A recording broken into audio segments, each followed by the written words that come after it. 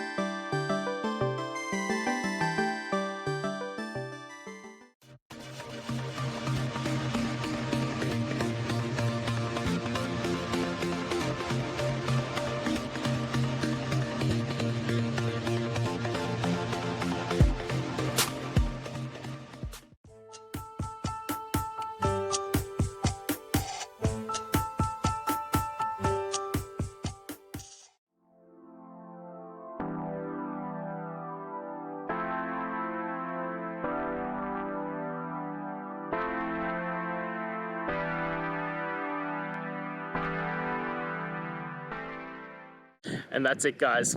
I hope we've gone through and found the answer that you're looking for. And look, if we did find that answer in your resolution, please hit the subscribe button. I'd really appreciate it. Now, until the next time you need technical videos, I hope you have a good one.